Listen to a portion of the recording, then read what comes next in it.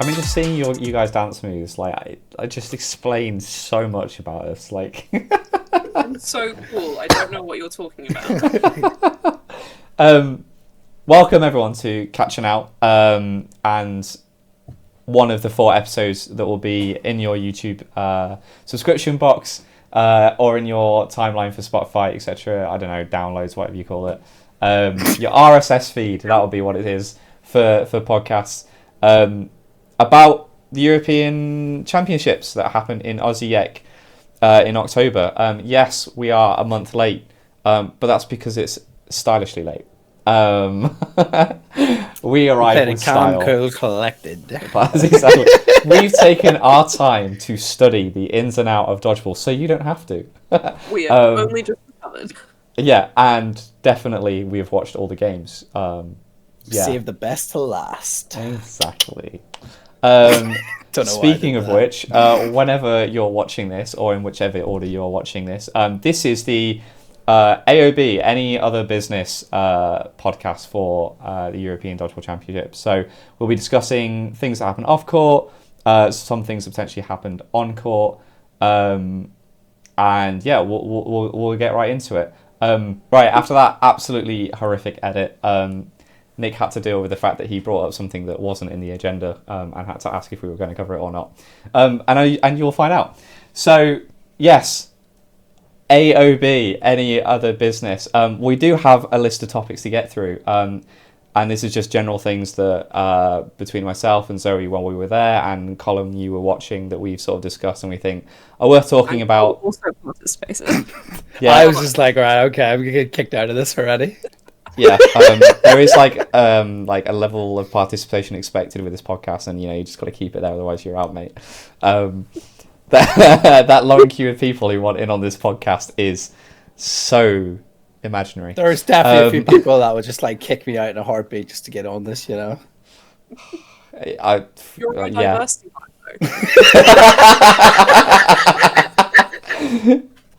though. Yes. Ginger yourself souls. But yeah, so we do have a bit of an agenda that we're going to go through. So any other thoughts of the Euros in general, feel free to comment, message us, let us know your thoughts. We'd love to hear them, and I'm sure we'll do a Q&A on the general Catching Out at some point. Just like send in your messages and we'll probably reply to you or share them or whatever. But yes, I guess I want to preface this by saying, generally speaking, fantastic Euros. Really well run. Great to see so many teams, so many countries involved. The dodgeball level was incredible throughout, and great to see so many new teams getting stuck in. I think there was a general really big effort in honesty that happened in many cases, with a lot of changes there. There were a few things that I know EDF were trying to implement, given where people were coming from Worlds, and what happened at Worlds. So generally things to live and learn from. So yeah, that's how I want to start. Just give thanks to everyone that participated, and just say fantastic Euros. On that note, I don't really know a segue onto the next topic, so I'm just going to ask if anyone else was going to say anything, and then we'll get stuck in. No, I come here not to speak. Cool.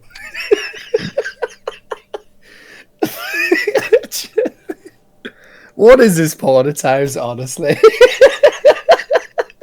Go on, Nick. Next Oh, topic. God. Right, so next topic, volunteers. There were volunteers. Next topic. Congrats, next. Some of those volunteers were Ooh. the media side of things. I mean, okay, the volunteers in general, there were two different groups. You categorise them two different groups of volunteers. There were EDF volunteers and there were Croatian volunteers, right? Yes. I don't really know what to comment on that. Yeah. Volunteers. I can't say that was 100% planned. But yeah, two different groups of volunteers, and like a huge amount of work from volunteers in general. I think that's one of the things that often gets forgotten. It's only 11:15. We're fine. Forgotten.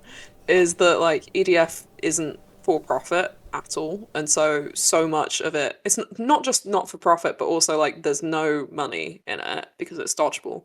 So much of it has to come from like volunteer work and volunteer hours, and if not volunteer hours, then very poorly. Like there are some people who get remunerated in the way of like they get accommodation and travel. That's what the refs got, for example, but that's it basically. So it's compared to other systems where there are certain leagues in Europe and outside of Europe that pay for their refs and stuff. That's not the level that we're at yet. There's just not enough money in the system, and so the only reason that we have European Championships at all is because there are people that are willing to give their time and people that are passionate enough about the sport that they're willing to spend 4 days, which by nature means you are taking some time off of work to go and do this, which is huge, and it's a massive part of the community. It's such an important part of the sport. Yeah, I definitely agree. Like the volunteers that were there, so the all the EDF volunteers, like just to see. Oh wow, great job!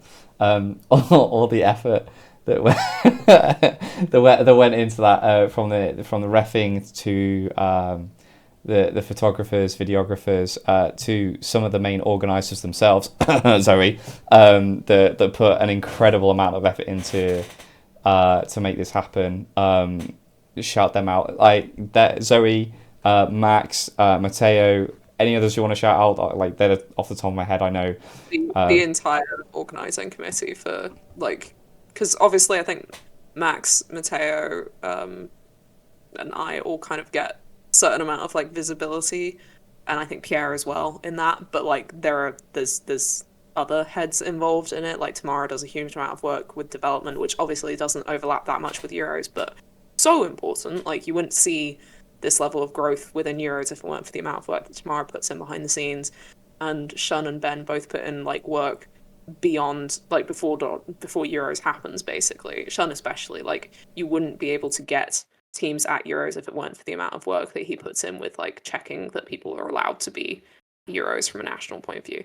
So like there's so much work that goes on behind the scenes, and I think it's hard to really like, unless you've organized a competition, any level of competition really in dodgeball, it's hard to picture the amount of work that goes into any dodgeball competition, never mind this level where it's so many different countries, so many different needs from different countries and different levels of communication, different levels of setup, different financial levels, like all that kind of stuff. It's insane the number of different things that to be kind of handled, and it's not just handled by EDF, it's handled by the nations themselves. So there's so much work then that goes on from the people that lead those nations, and it's just this huge network of people who are all putting in a large amount of time of their own free will, like their own. It's not money that they're getting for it. I don't think anyone's really being paid to put in the work that they do for dodgeball, and if anyone is, it's definitely not enough. Like I don't think anyone could be being paid properly for this. It's so much work, and it's really impressive. And kudos to everyone who manages to get it to come together. Yeah, massive respect to that. And I just want to say about the from what I saw of the Croatian volunteers, those that helped with making sure that the things were organised in terms of setting up the stalls that are outside. It won't appear on the stream, but in the hallways there were stalls set up for buying merchandise, organising the lunches. I was very pessimistic going into it, I'm not going to lie, about when we heard about the organised lunches. From what I understand, was relatively well organised. They obviously had a few teething issues on the first day, but in terms of, there was plenty of food there, and, they tried to get it to the right people. Was really good to see, really good effort from that part. The amount of dodgeballs they sold, like the fact that the only dodgeball I was able to buy was the when life gives you balls, play dodgeball. I had to ask very kindly for one of these to be sent over. They were so nice about it too. They were absolutely lovely. So lovely about sending it over. Because I really wanted one like an official match ball. This was new. This one's new, so it wasn't actually played with. But it just great effort, and it was good to see. I think it's just generally nice to see like countries take Euro setup really seriously. and they really wanted to try and put on a really good show. The sports hall was fantastic for the occasion. The fact that you had two halls, plenty of seating, plenty of space, just really great venue from that perspective as well. Plenty of changing rooms, like an insane number of changing rooms. I think, given Our they media Is this, volunteers is this, is changed. this like is this the new toilet thing from last year? yeah, I mean, last year it was toilets. This year, like the first thing that someone said to me as I walked in, maybe I've got a reputation for it now, was media's changing room is down here on the right, and I got escorted to it as they were putting up the note to say EDF media changing room here, and I was like, and it was media and referees, so we were lumped in with the referees, but Disgraceful. I know, absolutely terrible. To think that we media personnel could have any influence. No, we can't. People do. Yeah. You know?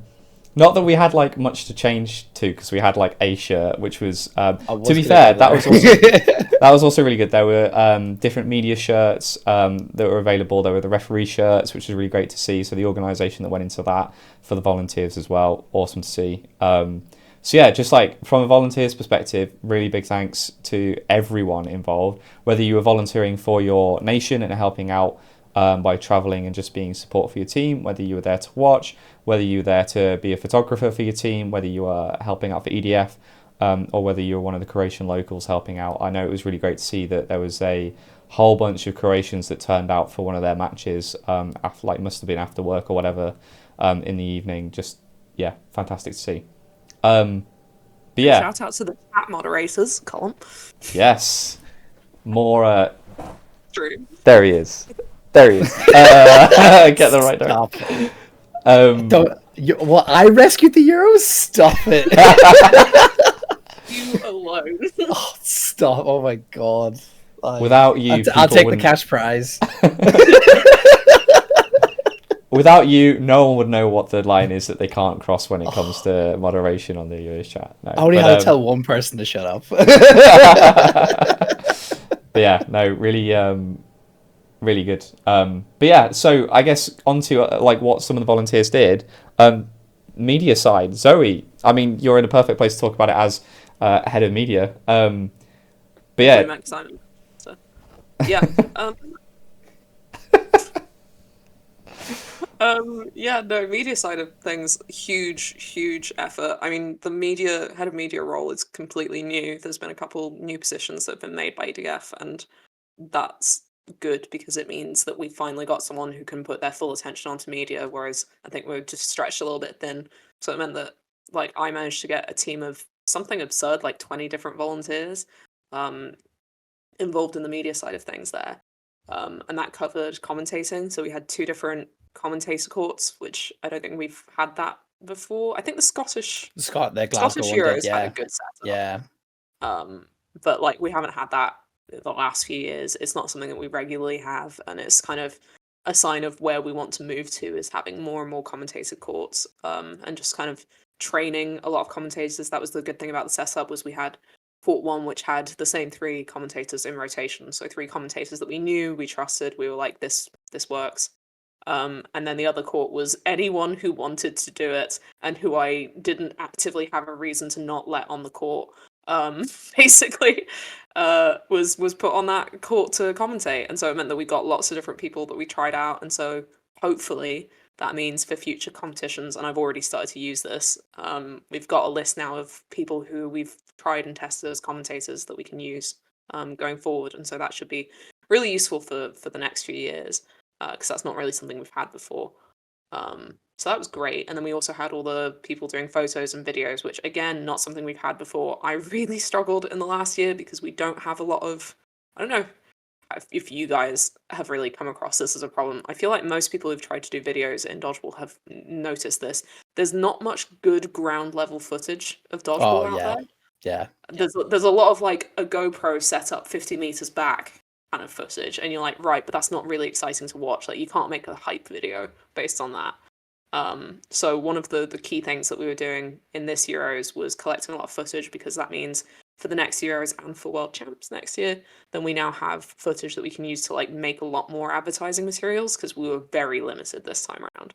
Yeah, so that's huge, and that's also going to be shared with like basically any other people who want to use it for their own projects. If there's people listening right now who have an idea for a project that they want to with dodgeball related, but they don't really have sort of B-roll footage that they need to fill it out, then that footage library is available for you. So you just need to request it through EDF. There's a little form on the website.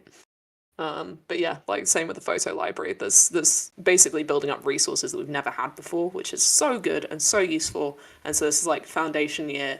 I think that's this tricky one to explain to people is like, yes, the media looked really good this year. The media is going to look exceptionally good in 2 years' time because this was the year where we were gathering things. So it looked pretty damn good. Like the live stream was amazing. Yeah, it was a really good job. Everything else, I think, was a little bit. We're still just sort of building our background, and in the run up to Euros, I think things could have been better, but we just didn't have the materials for it.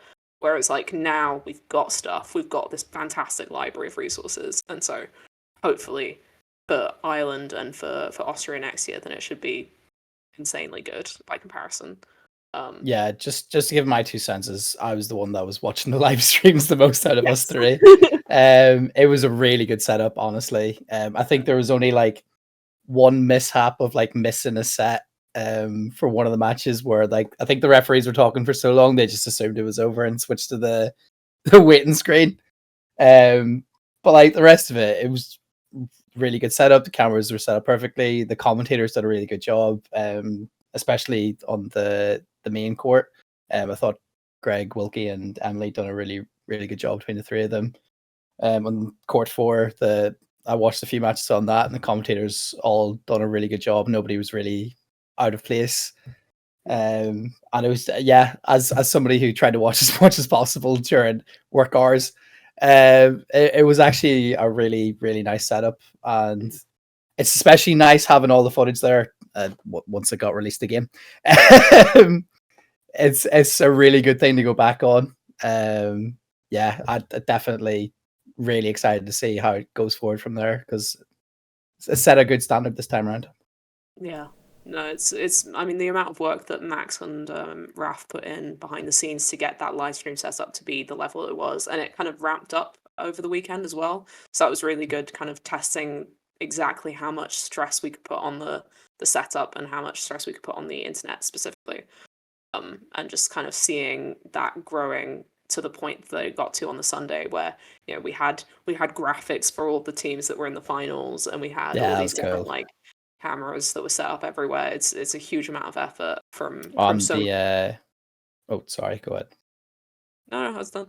Go for it. I was going to say the mics on the referees and the Austrian coaches. I love that touch. And shout out to I can't remember. I remember Anna was one of them, but there was 2 other people from Austria, and even Lottie was helping out a bit with the translation of the Austrian coaches. It was a really nice touch.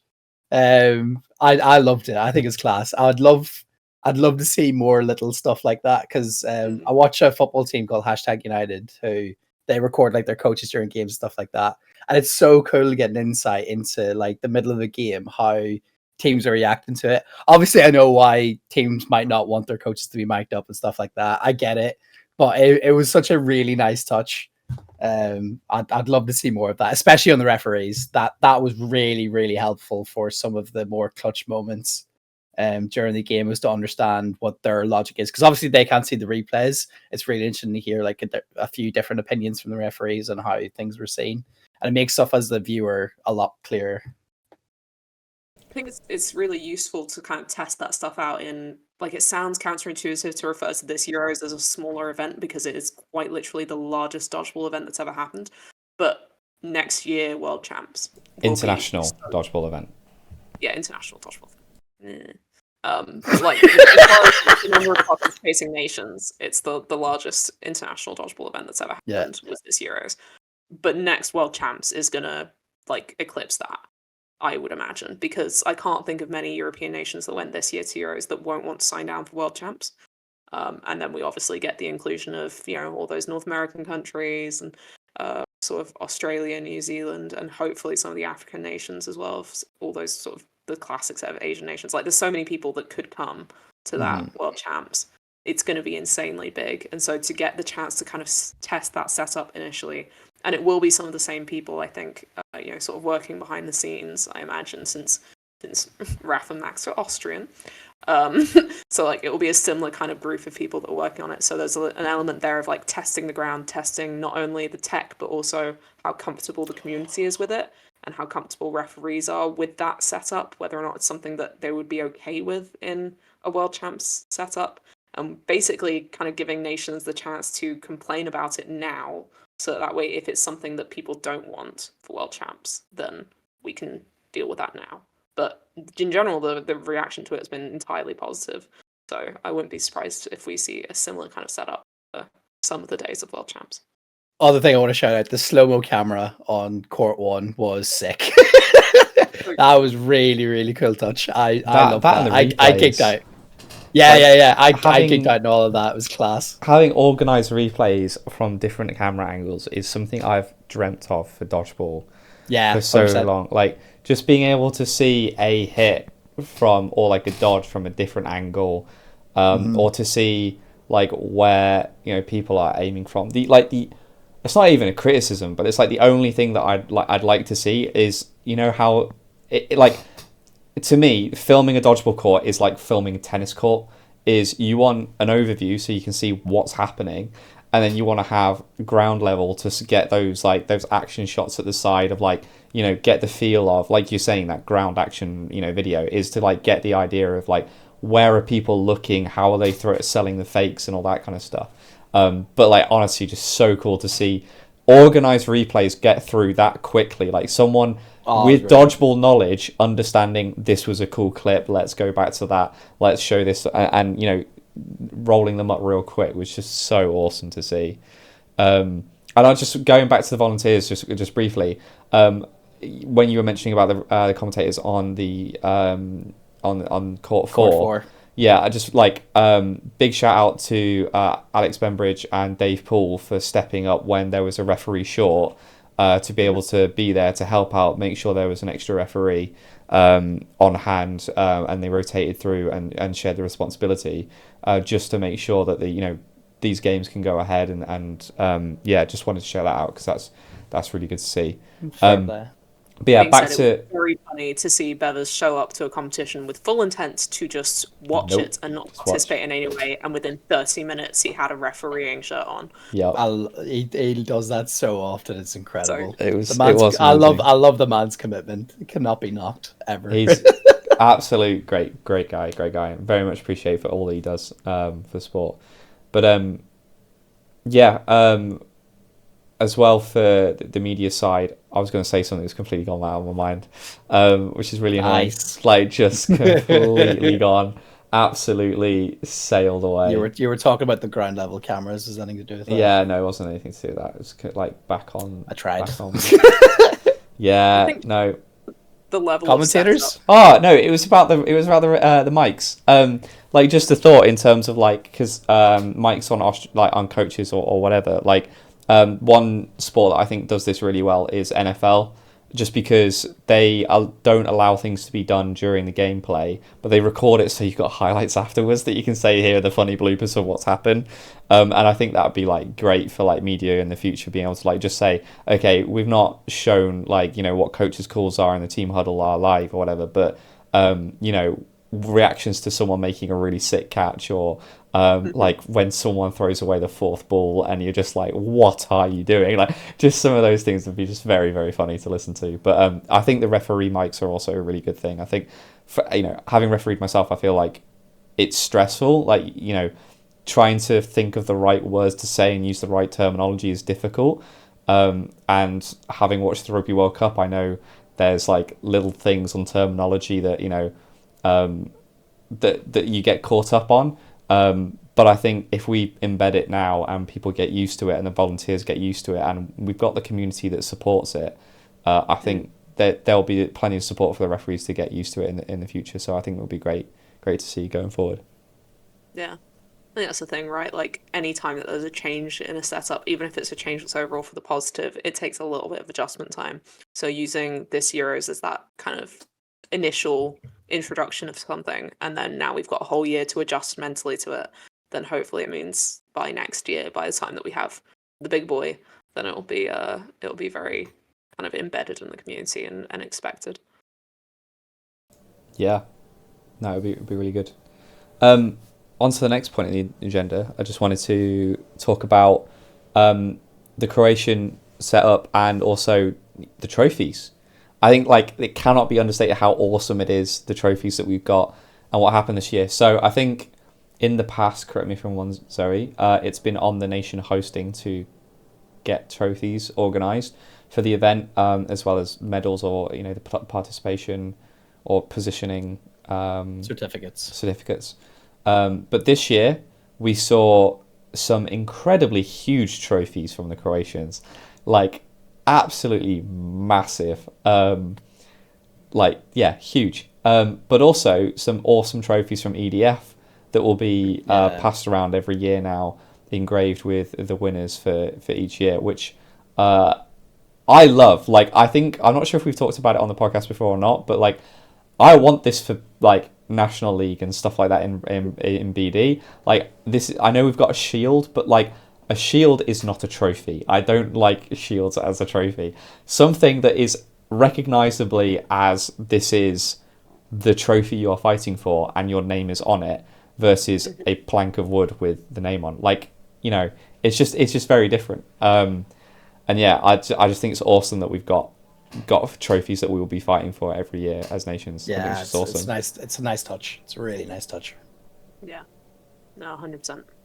And like really good that EDF managed to. Well, I say EDF. Really good that Max managed to get a trophy sponsor to join in on that. So that's kind of set in stone now. Because so those trophies were provided by a sponsor, which I think the only way you can really tell that well is because there's like a couple posts that we had to make that were very much name checking them.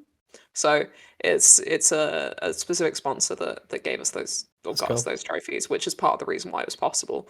And that's really good in itself as well. Like I think we've talked about this before, maybe not necessarily on the podcast, but it's important to get to the point where we can like professionalize the sport a little bit and not have everything being paid out of the pockets of players. And 100%. So to have sponsors for things, obviously we had sponsors for this Euros, we had sponsors for the previous Euros, but like having sponsors for things beyond just the specific event, and in this case having it for the trophies is like really good. That's another step. Absolutely massive. And I think it's great for the like it's not that there isn't incentive enough already to do well at Euros, but like to have a recognizable trophy that you're going for, I think it helps also with media, just like having a picture saying this is what we're fighting for, this is what's up for grabs. Everyone knows iconic cups around the world, like the Rugby World Cup, the Football World Cup, the Open Claret Jug, the Wimbledon Trophy, all these kind of things. We're not there yet, but like at least we have a trophy. We have something that is clearly, every year you're fighting for, which I think it's awesome. Great. But yeah, that's all I really had for that. Do we want to go on to in general, the Croatian setup as a whole, I would say, was just so impressive with the halls. I think they're just, I can't really give them credit enough because I think there was mixed expectations for them as a pretty small dodgeballing nation, very small dodgeballing nation that's kind of struggled in the last few years. I think struggled after COVID. There was potentially questions about like how reliable they would be with this competition, because how can you stage Euros if you couldn't even put in like a mixed and women's team last Euros? And like they knocked it out of the park. Like it was really, really well organized. It was a fantastic venue, and like they did a very, very good amount of work, especially when you consider the size of their national organization. It's an immense amount of effort from essentially certain key players that just care a lot. So that's massive from them. I think that really came across while I was there, the absolute effort and how much it means to them that they were showing off Croatian dodgeball and showing off the pride in it. Like just really, it was really good to see. And I don't know, just like it's that extra level that makes it feel less like a voluntary type thing of like, oh, we're doing like, it's the no, we want to host it because we want to show why we like dodgeball, how we run things here, and the facilities we have. Like, I think it was really good to see. I know Osijek is one of the bigger clubs in Croatia, but just it was awesome. Yeah, I And so really, really many well set change- up. So many changing rooms. Unbelievable. Anyway, yeah. Is that everything for that point? Anything else you want to mention? So, I mean, yeah. obviously, but yeah. Onto the gala. So yeah, I guess the thing we want to talk about the gala, from my perspective, is I think there was a bit of a question beforehand about what was going to happen with how galas are going to be run going forward, because when I came to the Dracton Gala, I was able to get in because I was there with Wales, and I know some people were able to get in because they bought tickets by contacting the Dutch and asking for a ticket and saying if they were willing to pay, could they get in. Similarly, I think a similar-ish thing happened with the Croatians this time, although in general it was if you can try and get it through your national team, that would be the way to do it. But I guess just a general point of discussion, like what are people's thoughts on what's the purpose of the gala? Is it a place for players to relax and celebrate afterwards, or is it a place for the community to get together and party after a really big event in general?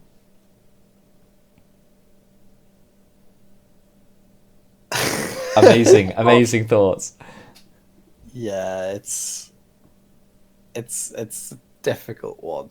Like Yeah. you can see both points of it, right? There's people that travel over to cheer and support their teams and, you know, celebrate with them afterwards, you know, a job well done and a great tournament.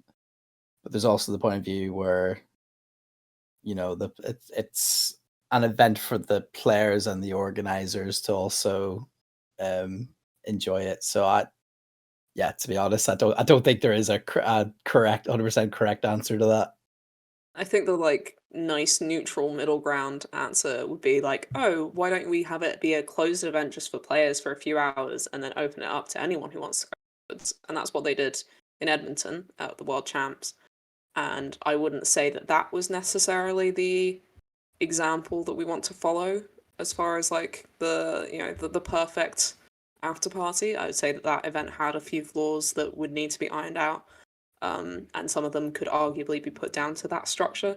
So I think it's a big question, and I don't think it's one I would have an answer for.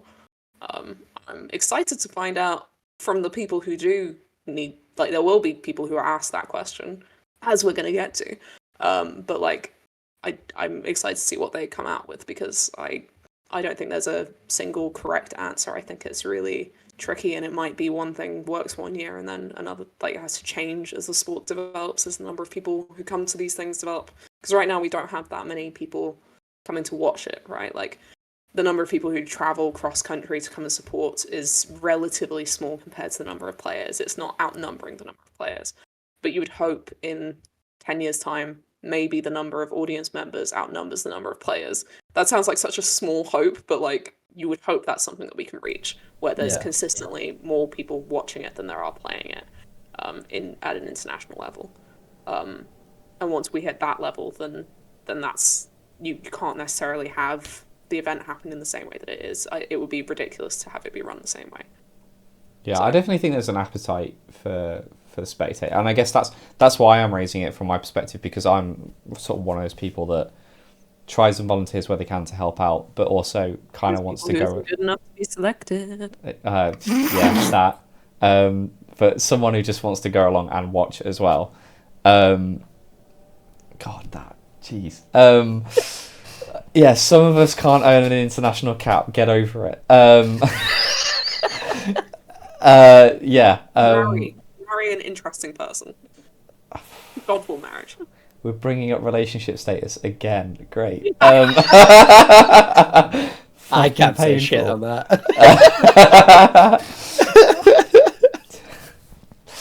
I just can't. He's so thrown. I just can't. Like, what the fuck? But yeah, as someone who will go along because they want to spectate, they want to watch, or they want to help out, there will be times where I want to go along and help out where I can. Like this year, there'll be some times where, you know, for the sake of this podcast, for example, I just want to go along and I want to watch, or I want to take photos from a media point of view, but not from a EDF media point of view. And it's, you know, where's, you know, it's weird that this is like potentially the first this might come up, because it's going to come up in eventually. Like at some point, some newspapers are going to want to come along and say, "Hey, you've just thrown a massive dodgeball event. How, what's the roles for press to be able to come in and take a few interviews and photos and whatnot." So I imagine those things will come into it as well. But then this gala. Yes.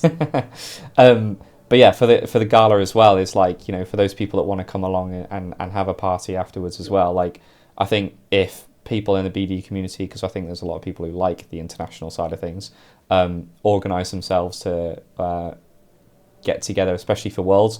I am so down for this. Like, I am not volunteering for anything for Worlds at the moment, so I'm very much looking forward to just going and enjoying to watch. If there are other people out there in BD, like in the UK or anywhere, who like just wants to go to Graz and go watch World Dodgeball and wants to organise like a big group of spectators, let's do it. Because why wouldn't you want to go watch international dodgeball? It's going to be awesome. The amount of people there, what we're going to be able to watch, the level of dodgeball, going to be awesome. But yeah, it does bring into question, like, after the after party, I'd love to be able to mingle with some of the players, but also totally respect they've just played dodgeball for however many days and they're probably absolutely knackered, so might just want to enjoy celebrating with those that they've actually been competing against, because that's the community of dodgeball. Instead of Nick trying to find a wife so he can get on the international scene. I mean, like, the more appropriate comment would be like Nick trying to get a cheeky interview for the podcast. No. Nick trying to... Fucking hell. Like, wow. Marry him. You said yeah. mingle, so... if everyone didn't know, like, I am the person that gets absolutely roasted in every group chat ever. Because me and Zoe are in them. yeah, 9 times out of 10, because these assholes are in it, and they're like, oh yeah, like, oh, Nick's here, right? What's one thing we have common with Nick's friends? Oh, we all like to take the piss out of him. Great, love you guys. Cool, love right, you. Right. Well, fuck you guys then. Gala was great. Moving on. Well, well, yeah. I guess the elephant in the room that needs to be addressed. I don't really know how to preface this, but it wasn't the best. In fact, I don't really know how to preface it at all. I'm going to say, Zoe, go ahead, please. Yeah, take the shovel out my hand. I'm going to preface. Preface? How do you say that word? Preface. Preface. I'm going to do that to this by saying what I'm about to say has nothing to do with my EDF role. I am very firmly taking my EDF hat off, and like anything I'm about to say for the next, 10 minutes or so, is not an official EDF line. It's not like anything to do with EDF. It's just me personally, my experiences, me as a player. Gala was interesting. Gala was, so at the Gala there were a couple incidents of spiking. Is the only way of putting it. And this isn't the first time this has happened in dodgeball. I don't think there was much transparency around it, but it has potentially very likely happened at World Champs as well. So this is something that I didn't know. Apparently some people did know. I feel like I know so much about dodgeball, and yet somehow that little nugget of information just completely passed me by. So that was one thing that happened at the Gala. There were also issues too with people getting injuries at the Gala through broken glass, broken glasses from the glasses people drinking were glass. So obviously when you get drunk, people end up accidentally smashing glasses, and then if it's not cleaned up properly, someone will step on it and it will go into someone's foot or into someone's hand, as Sophia experienced. I hope she's okay now. She seemed fine last time I saw her. But yeah, there were a couple injuries like that, and then just in general quite high levels of intoxication at the Gala as a whole, which always is the case, but potentially higher this time around, though also in some cases it wasn't intoxication, right? So it's interesting. It's not something that it is something that you can put at the foot of some people, that like something like spiking, you can very firmly put that at the feet of some people who did it, but we don't know who they are. So beyond that, it's really hard to like put the blame on anyone in particular, and I don't think it's particularly productive to put the blame on anyone in particular.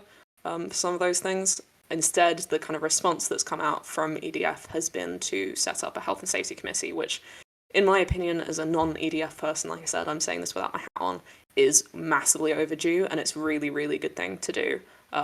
World Dodgeball Federation is also, just before Euros, they put out a health thingy, like some kind of statement at one point. There was guidelines on advice to basically like safeguard health and safety at events. So it wasn't I don't think it was titled as a health and safety document, but it was essentially a health and safety document that specifically seems to focus around players on court.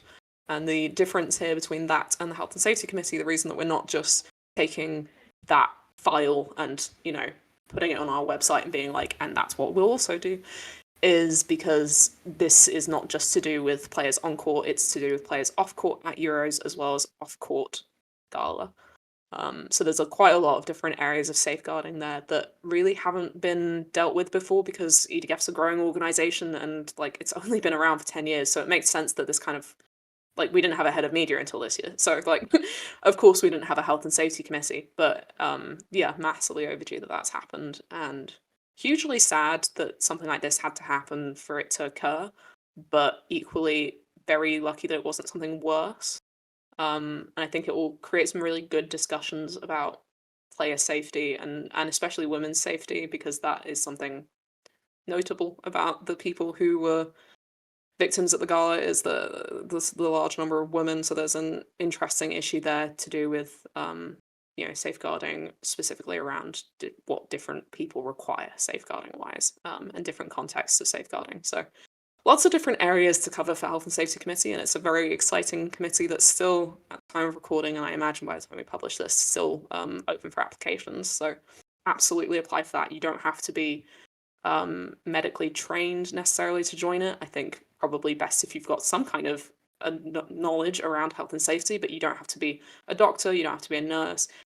You could be a health and safety practitioner or someone who's in some way involved in health and safety within your own job, or you could just be someone who's been a dodgeballer for a really long time, has some opinions on what you would have wanted, because a lot of us have probably had something happen to us, either on court or off court, in our dodgeballing careers, if you've been around for long enough, that you thought, we should have had mops out to deal with that sweat earlier. We should have had, we shouldn't have been playing on floors that were built that way. We shouldn't have been playing in these conditions, in this level of heat or in this level of cool. Like, there's so many different things to consider that all of us have probably had some experience, if you've played for a few years, where you thought, this isn't safe. Why are we doing this?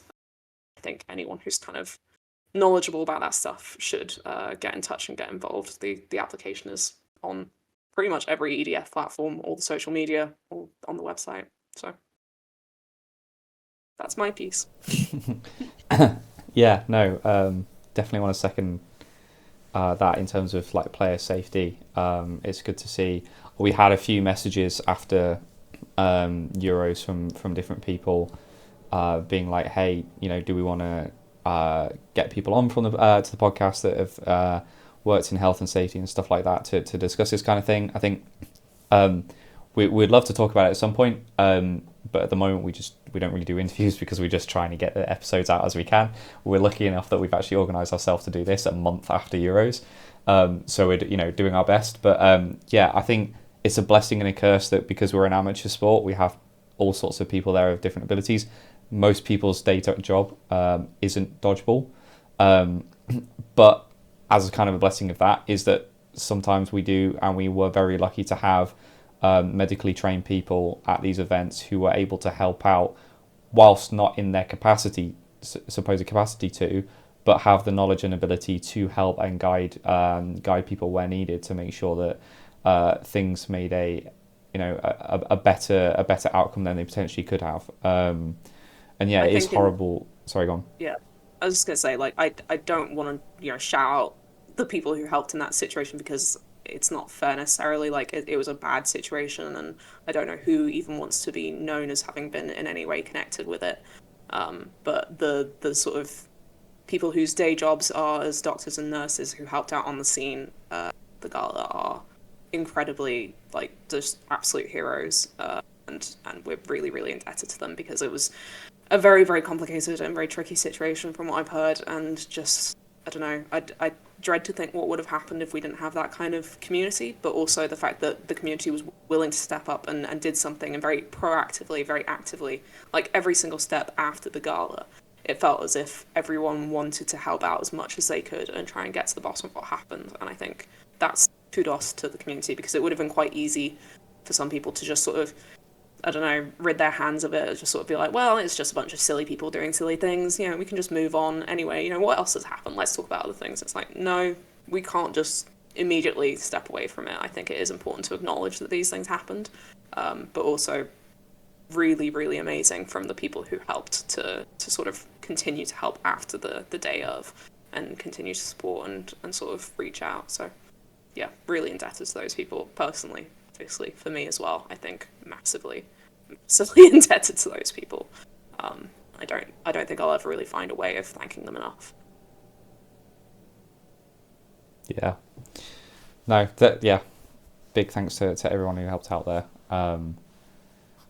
It's sad to see that what happened, but I'm glad that hopefully as a community we can grow from it. We can put safeguards in place and have those conversations as a community. Like, it's a thing about dodgeball that we love about the dodgeball family, but realistically we know that someday the sport is going to be too big for us to call ourselves a family.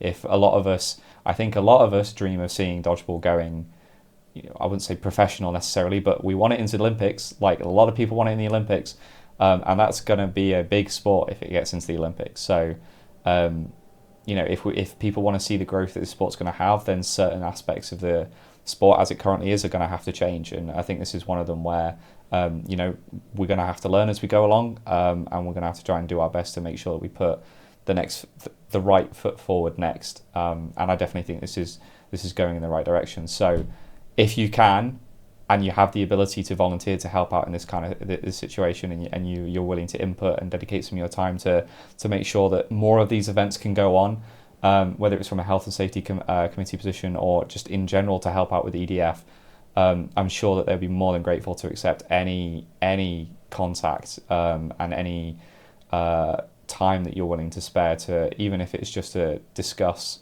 certain topics. I think it would be really great to see. So yeah. Calling all dodgeballers. Let's keep going with the sport. But yeah, onto Cool. maybe more happier topics, unless there was anything else you guys wanted to go into on that. Yeah, Colin, you who was at the gala, what's your thoughts? Yes.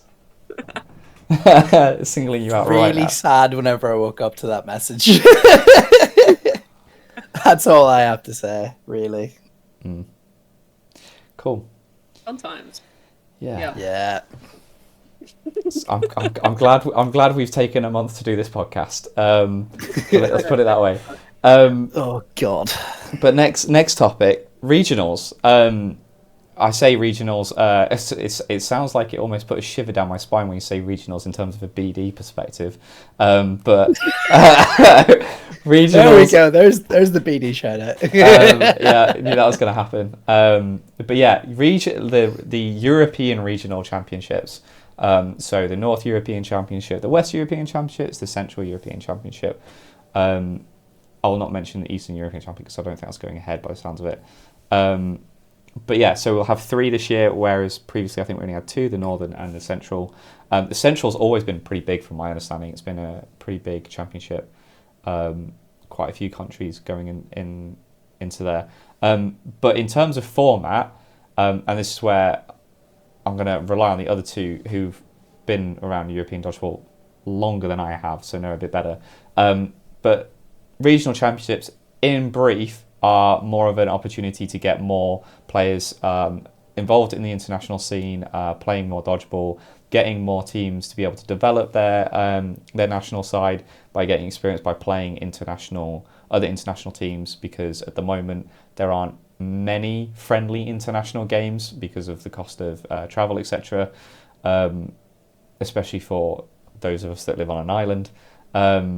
But yeah, this is an opportunity for more teams to grow and get the opportunity to play more, but also still have an impact in general, because to be able to be crowned Northern European champions, Western European champions, or Central European champions is still a big thing. So it's not the European Championships, and at the moment I don't think has an impact on rankings. But I'm sure in the future, as the sport grows, the regional championships are going to become more important in terms of their place for the Euros and maybe even Worlds going forward. So, yeah.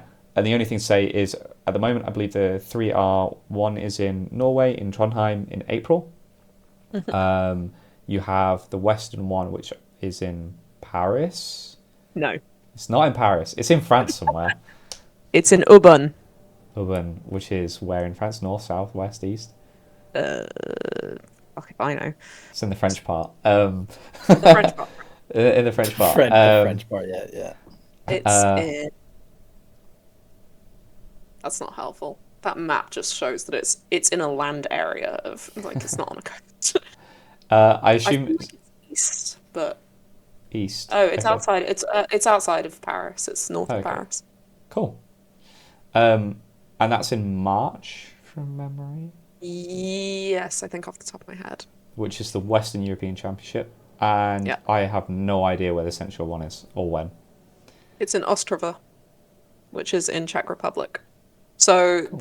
I've actually got all of them up. So Aubin is... My internet's really shit.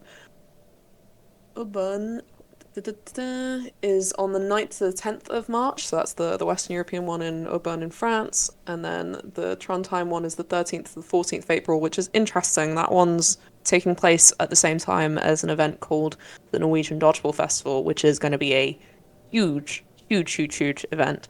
Run by the Norwegians that's got just so many different things going on.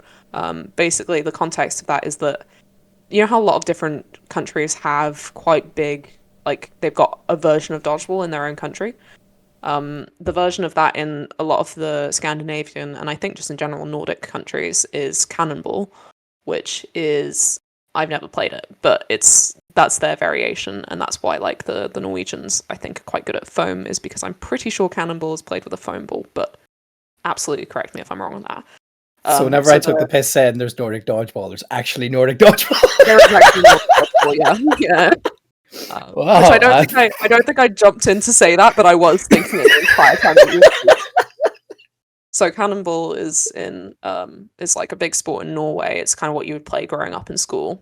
And so they're hosting like a big cannonball competition, which will be mostly like locals, mostly Norwegians playing it. And then they've also got the NECs happening at the same time. And they've also got a foam dodgeball competition happening at the same time, which is separate from the cannonball competition because it's a different rule set. So they've got a lot of different things happening. The foam one and the cannonball competition are both open for like registration because it's not national teams. So if you want to go to Norway at the same time as the NECs are happening, but you don't want to go all that way just to watch dodgeball, you could get a club together and go and enter like the foam version of the competition and then watch the cloth competition when you're not playing, basically, which is quite a good way of doing it. But yeah, that should be absolutely massive. And then the Ostrava one is going to be the end of November, so it's November 30th and 1st of December. So it's after World Champs. It's the only regionals that isn't at the first half of the year. And yeah, that's in Ostrava, which is in Czech Republic. Interesting. Good to know. Yeah, that Trondheim one's going to be interesting. I'm very excited. New nation, yes. New nation to dodgeball. Obviously, Norway have done really well. And go listen to our podcasts on each of the formats to understand our perspectives on how Norway have done. But yeah, we've already given them a big shout out. But yeah, to be stepping up and volunteering to host NECs in the year after your first European Championship, and to also involve cannonball and foam, just absolutely nuts. So really excited to go see that and see how it goes. Yeah, going to be exciting. Yeah. I think it's immense from them, and I think it's an interesting position for them to be in, where they've got a lot of interest in something dodgeball like in their country, but they haven't converted it yet into dodgeball. And so by hosting an event like this, where you've got both versions of the sport playing side by side, and you've got a very high level of competition being played, that should hopefully, from a Norwegian standpoint, be a good time for all of those cannonball teams to look at it and go, oh, okay, we could probably do that. We can, maybe mix in that into our sessions the same way that dodgeball teams here in the UK have started mixing like foam sessions into their regular sessions. And over time, that should naturally turn into a lot of players transferring, because there isn't like an international cannonball scene really. So like it could be a really good way of converting those players into international players and sort of moving them from being these casual sport players to being what we have in our system, which is still casual but slightly less casual. Yeah, Fair. yeah, it's going to be interesting. And yeah, I totally agree, because like obviously Spain have their dodgeball scene, which isn't dodgeball. It's slightly different. Yeah. Well, yeah, it's weird because Spanish. Dodgeball. Not Yeah. dodgeball. It's so confusing. Yeah. Yeah. Spanish language is a fun one. But yeah, so like I mean, every nation, I think, we have bench ball in the UK as well. A lot of people at schools go, "Oh, yeah, I play dodgeball," and then you ask them about it, and it's like, no, it's actually bench ball. Yeah. We have the same thing in Switzerland, where we've recently we've been trying to expand into the German-speaking side of Switzerland, because for those who don't know Swiss geography and Swiss culture, Switzerland speaks 4 different languages, and the Swiss national team is currently just the French-speaking side of Switzerland, which is the western side. And we've been trying to grow into the German side. I say we. I don't live there. I haven't been helping. I've done nothing to help. But in general, This is you helping. This is me helping. This is me mentioning it to the 10 people that will listen to this. No, the Swiss guys have been trying really well to like push it into the German-speaking side of the country, because that is the majority of Switzerland is Swiss German-speaking. That's the biggest language. And the interesting thing that they've uncovered as they've done this is that there's quite a large section of the community that plays its own version of dodgeball that is not what we call dodgeball, and they don't call it dodgeball either. It's completely evading me right now. Volleyball. That's like the German name for it. I think the Austrians have to keep telling people who want to join Austrian League dodgeball that it's not the same as volleyball. So the Germanic countries, Germany would have the same issue, all have this version of the sport. And so it poses this very interesting problem where, like, you want to convert people into this sport, but they literally haven't heard of the term dodgeball. Whereas at least for Anglophone countries, then you have that benefit of the dodgeball film, which really popularized the term dodgeball.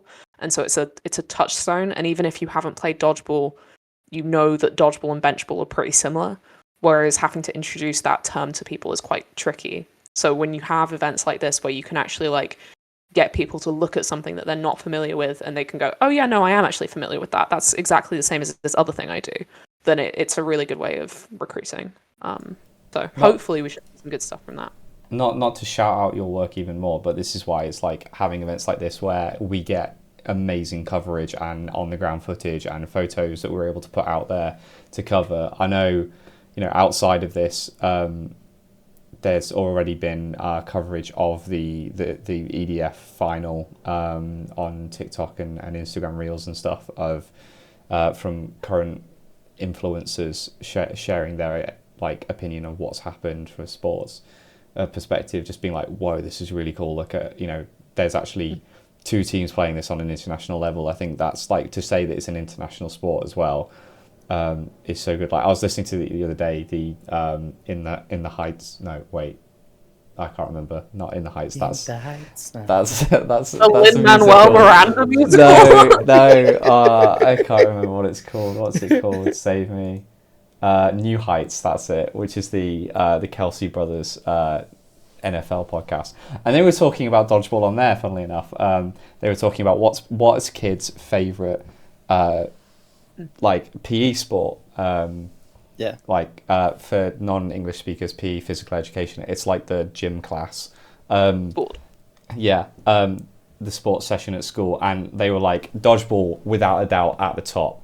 And like then they were arguing over the rest of them, but they were like dodgeball's number 1. And they did say that when that went to foam, that fun went out of it completely, which is interesting to hear. And I'm just like, well, we have plenty of other great balls to choose from.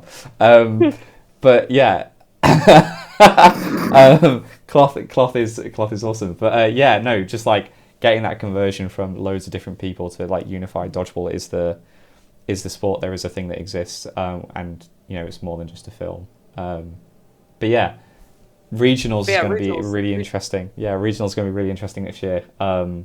Especially seeing now that we've got Western and Northern, is seeing the home nations, the British Isles, play as different nations in different competitions outside of just themselves and Sweden, which I think was pretty much what the NSC was before, which was the British Isles plus Sweden.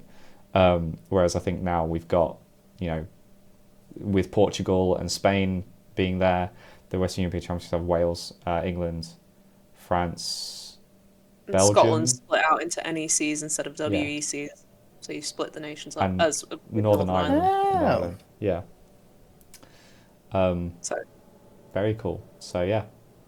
yeah, no, it should be interesting. And yeah, like you said, so it's I think nations are allowed up to 3 teams in each category, which is a really interesting way of structuring things because it tends to mean that you see a lot more development players coming through.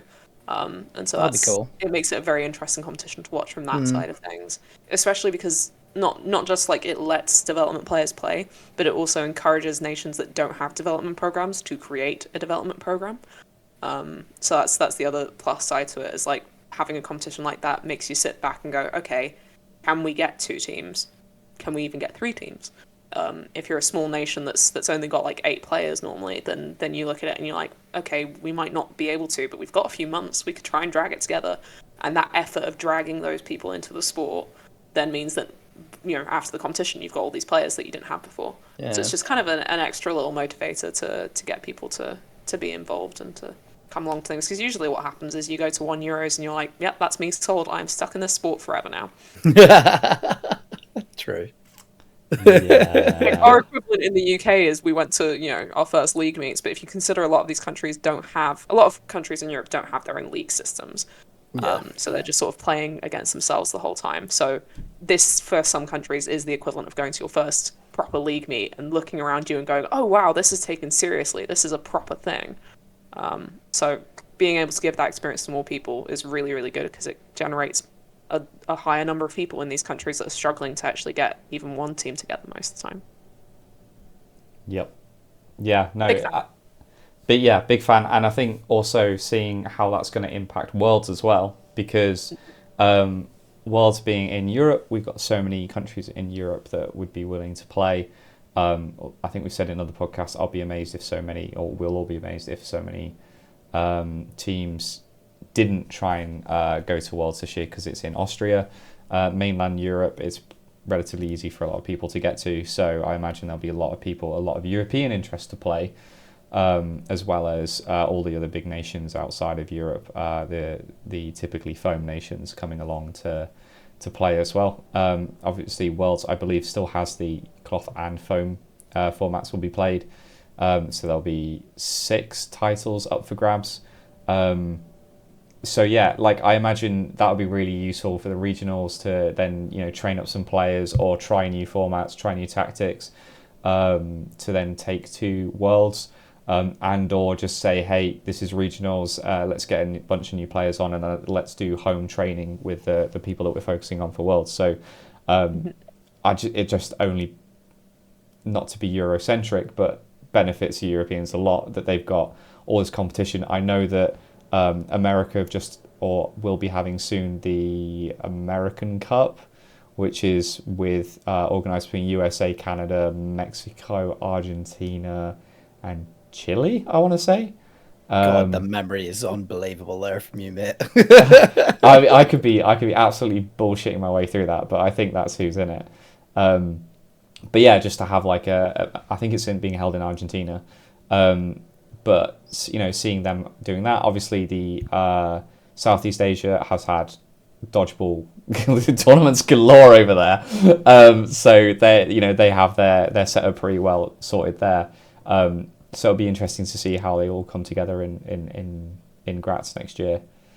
I'm so looking forward to it. I'm so gutted I couldn't go to Edmonton last year, but I'm hopefully going to be there in Graz, and looking forward to seeing the event.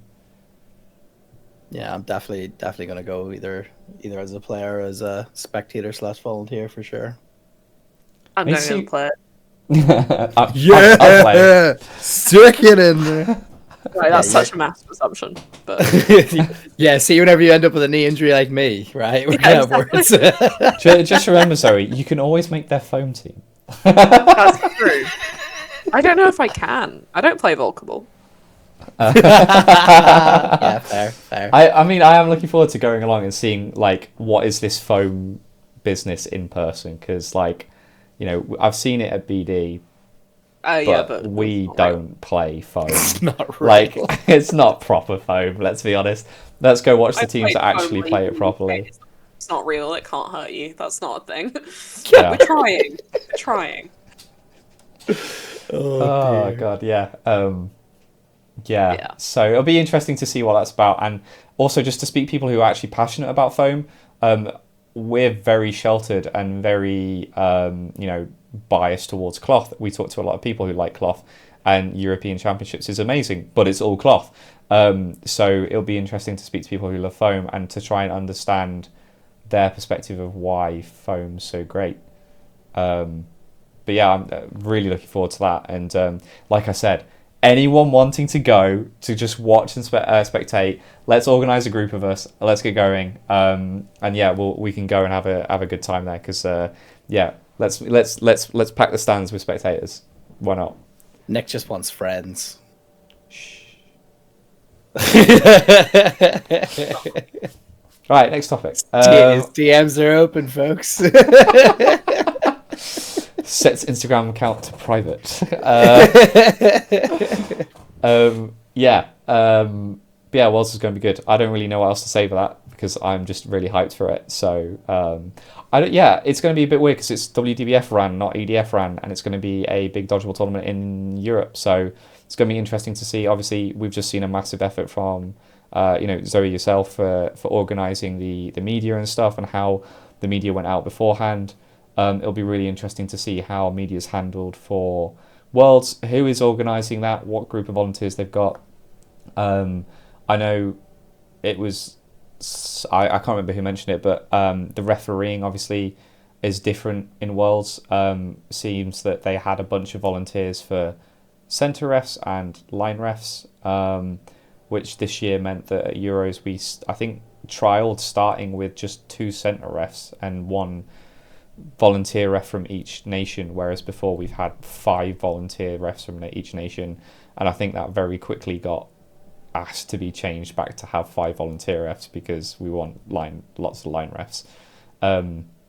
So it'd be interesting to see how WDBF or what happens in Austria, whether Austria turn out a huge number of volunteer refs or will be pushing more towards the alignment with EDF. Same with rules. I know the rules were set up last year in WDBF quite last minute in many respects, so some rules were just sort of shoehorned in there because it kind of matches foam and the sports hall that it was played in. But being hosted in a cloth nation, I wonder if the rules will be more European style rules than they will be foam style, because that ricochet catch rule is bullshit. Yeah, it's a bit overpowered. You don't need to make catches any more powerful than they are. I'm sorry, they're already pretty damn powerful. I get it in foam, just not a cloth.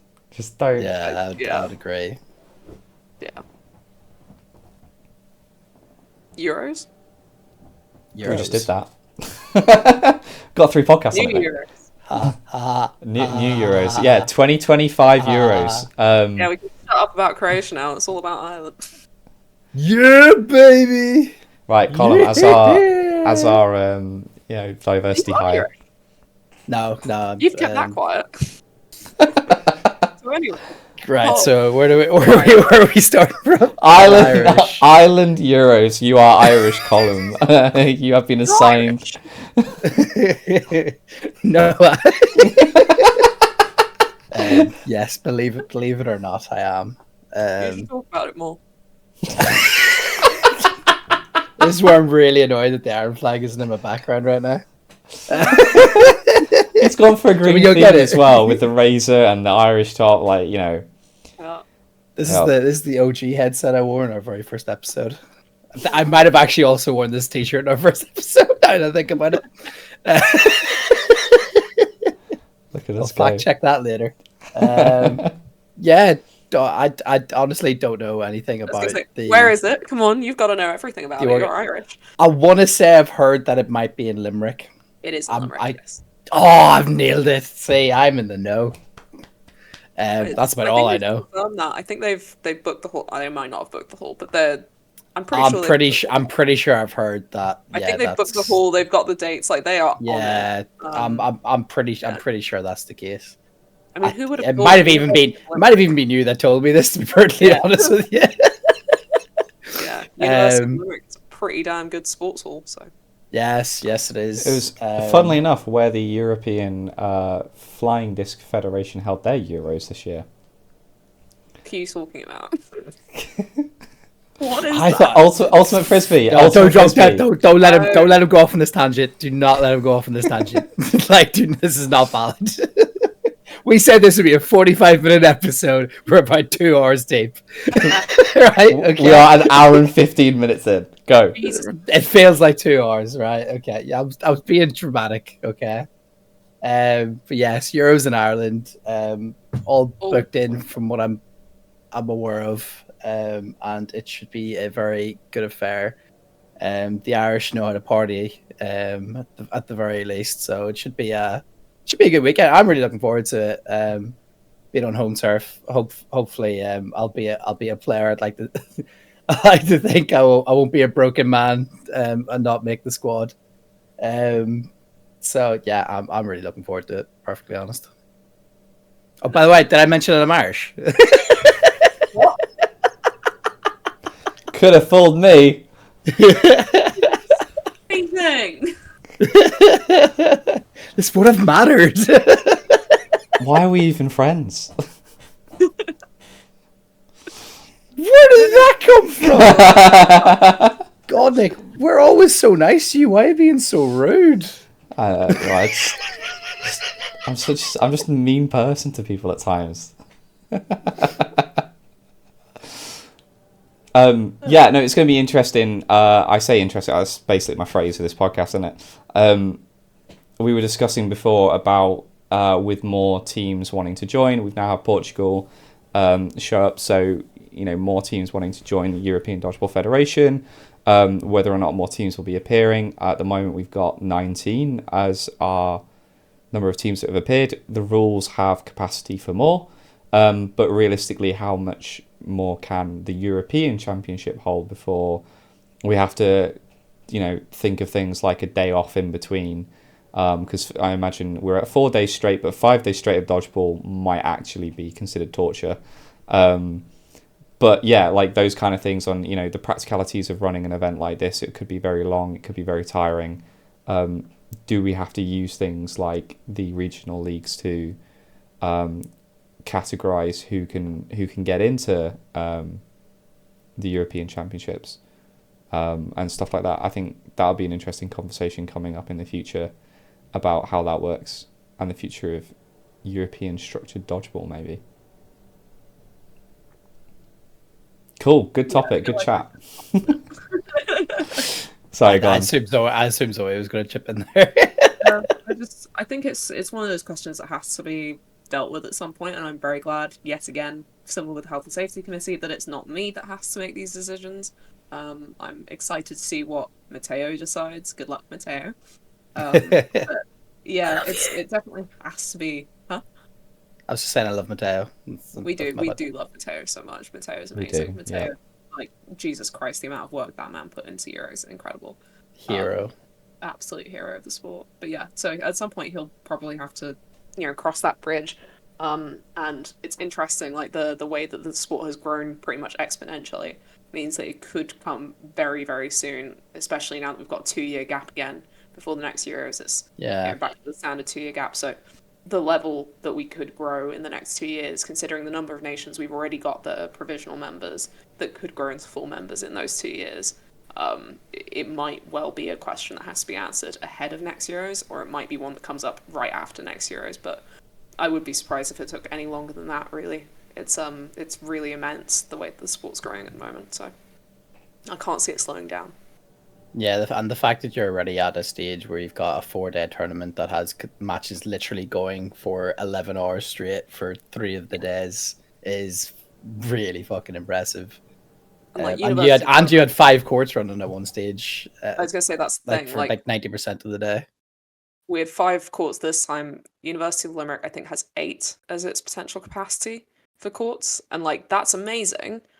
But we're still planning on running it as a 4. At the moment, we're planning on running a 4-day tournament. I think still, and that's like at some point that's just not enough time to run that many It's not matches. feasible. Like Yeah, It's 100%. also with like 8 more And play it. courts aren't going to resolve it, right? Because like we were talking today about like mixed being a development, or people not having players that play across mixed. If you have more courts, yeah, you might be able to get more competition going. But we already had a situation this year where 2 different segments of the tournament were played on at the same time on 2 different courts. More courts is just going to mean that that's going to happen more frequently, and with the fact that you don't get the same exponential growth in each different segment, means that we're going to have different categories playing more than others. So yeah, there will have to be a point where we're going to have to stay an extra day over, maybe even 2 days over wherever Euros is held, because it's just getting that big, which I'd love. Like honestly, I think that'd be fantastic. Like having more downtime between matches would be great, in my opinion. Like having a day to rest As where long people as can just like.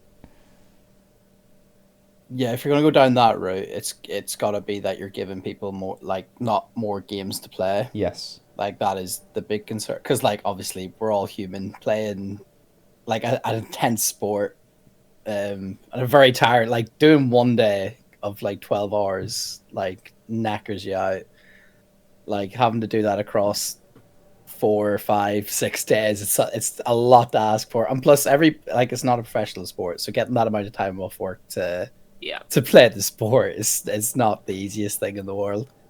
There's a lot of things to consider, like I could see it going down the route of having to eventually have to qualify through your regional leagues to get into Euros, and Yeah. then have like a smaller tournament where you can, like, potentially, if you have like the space for it, run like an invitational on the side, so you have like 2 tournaments running simultaneously.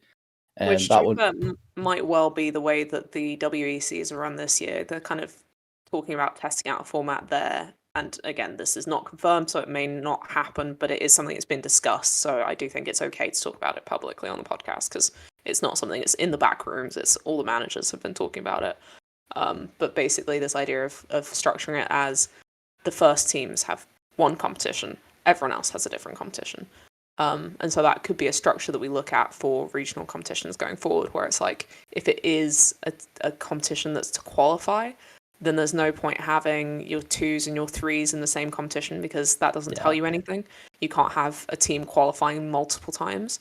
So at that point, it's best to separate out the first teams into one category, use that as qualification, and everyone else plays their own tournament.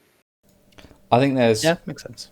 very, and this is kind of moving on to the next topic as well, is I think there's a very reasonable horizon happening where EDF will have to approach WDBF at some point to establish an international calendar, because we've agreed, like, it sounds so stupid to say, we've agreed we'll have Euros 1 year and Worlds another year, and that makes sense, and we'll have regional championships during that year that Worlds is on, but on top of that, the sport is growing so rapidly, and at the club level as well, we're seeing more and more international opens occurring.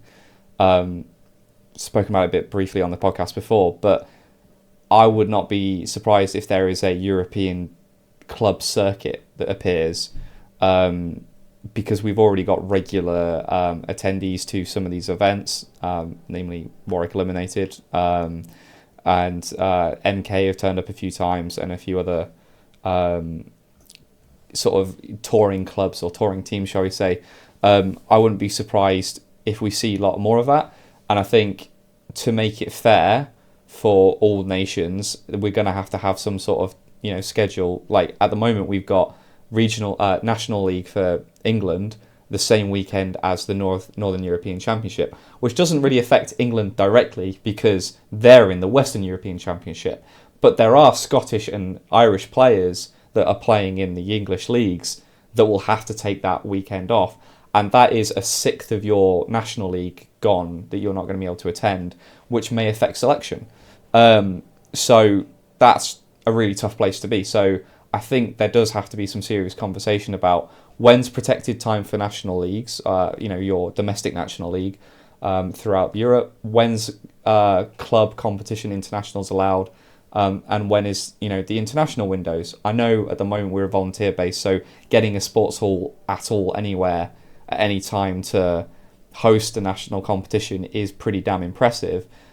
But maybe some general window saying this month will likely have or these 2 months are likely to have, having the beginning of the year for regional European regionals, and then summer for the Worlds might be a direction that they go in the future. Because this year, bizarrely, the National League for England is after Christmas, which has left all this dead space, which was fine because Euros was in October. But for those that are not in Euros, what else was there to do, and that kind of thing. So, yeah, just some thoughts to throw out there.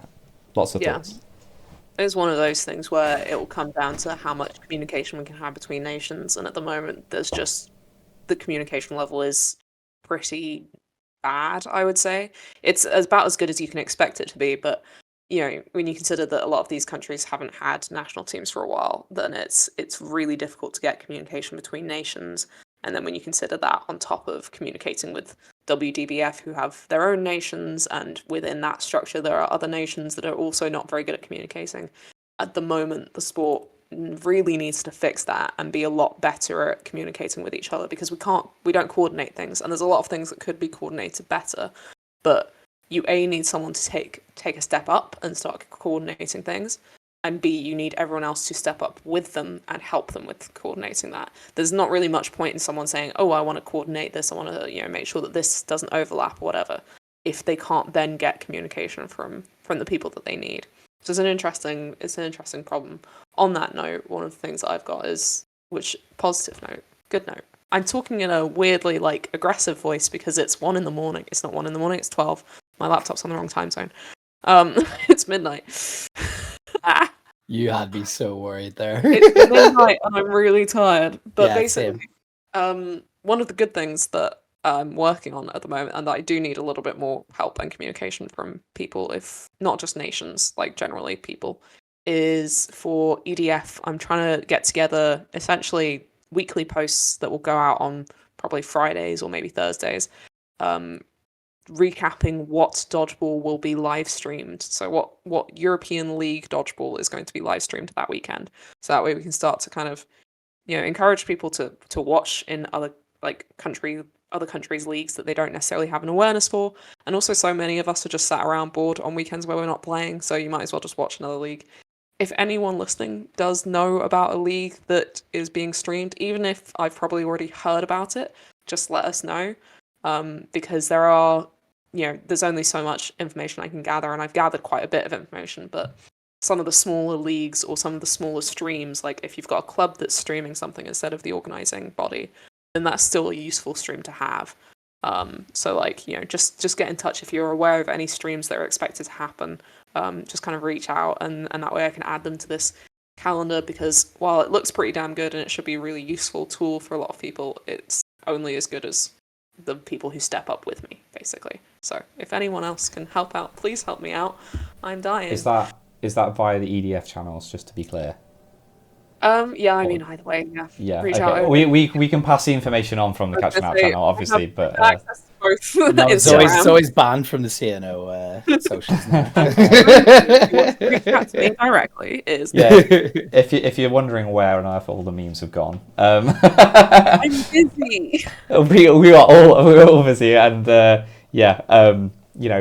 all doing our best for the sport. So if you do have any thoughts on that, please get in touch with Zoe, but we can also pass it on from a Catching Out perspective as well. So so many exciting things happening though.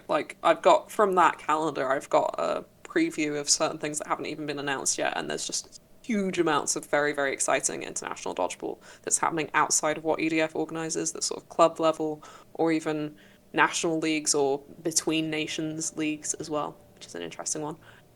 So like joint national leagues, which is an interesting new addition. But yeah, there's some exciting stuff on the horizon that should be announced in the next few weeks. So very excited. Yeah. There is an app as well a web app that someone's done to be like, where do I find dodgeball, which is more of a general, like, if I want to go play dodgeball in a new country, where can I go play it? But that's pretty barren at the moment. So if you are playing any dodgeball, that might be a good place to do it, because it's one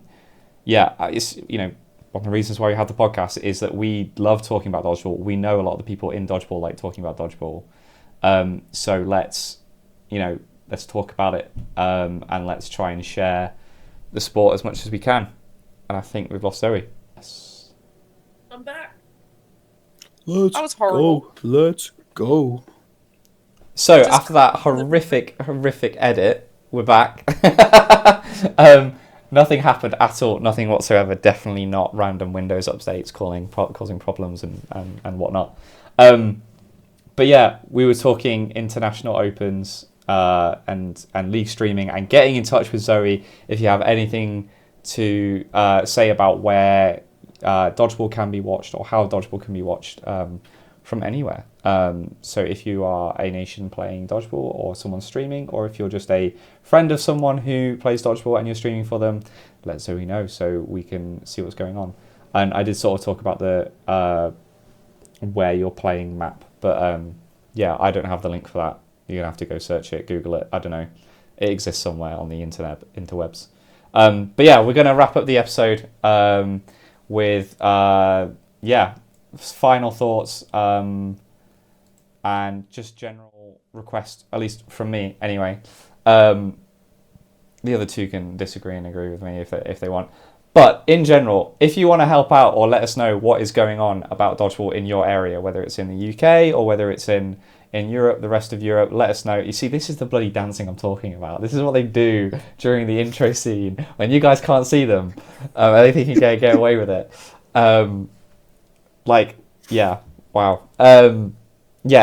Get into contact if you're interested about dodgeball and you've got dodgeball news for us, because we want to share the news as much as possible so as many other people can hear, so we can try and get things like more people involved in the Paris Open and UDO, or in the trophy, which was in Pisa. Any more of these opens and competitions that are going on, let us know what dodgeball's going on in your area. And if you're in the British dodgeball region of dodgeball, this is a request to you people. Is one, thanks for getting this far into the podcast. We are absolutely shattered. We know that league's been split up for the UK side of things, so there is a North and South for National League now for the men's side. We are three Northerners, unfortunately, so we are limited in what we can watch, which is the same problem for mixed. So if you wish to send in updates and information, or even would like to be on the podcast to just talk about these different leagues, let us know and we can figure out a plan of action. I'm not promising anything, but general sort of optimistic output for the podcast is we like to talk about things that we get to go and watch, because then at least we feel like we kind of know what we're talking about, even though we never really do. But we definitely can't bullshit our way through a podcast about something we didn't go and watch. So if you do have thoughts, and you have updates for us, if you have content for us to watch, or even a voice note to drop us, get in contact. Best way is probably through the Instagram channel.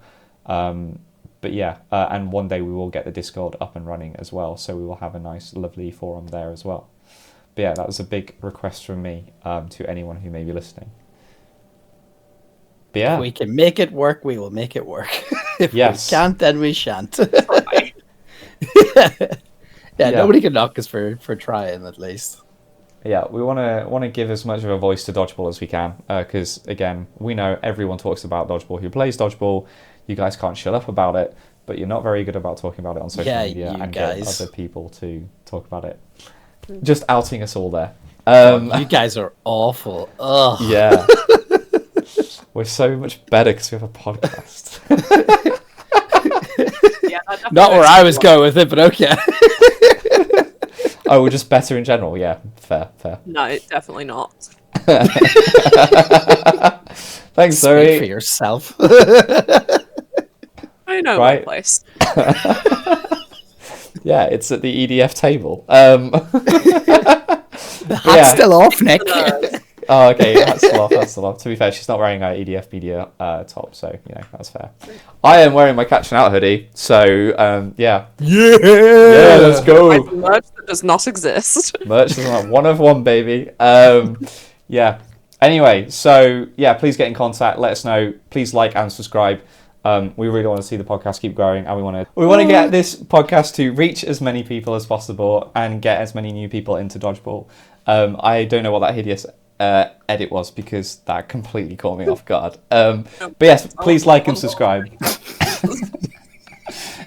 We are way too tired to be talking about this at 20 past midnight. But yes, please like and subscribe. Keep an eye out for all the other podcasts. Go like and subscribe on EDF because they've got more content coming your way, and so do the Neutral Zone. So keep an eye out for all of that.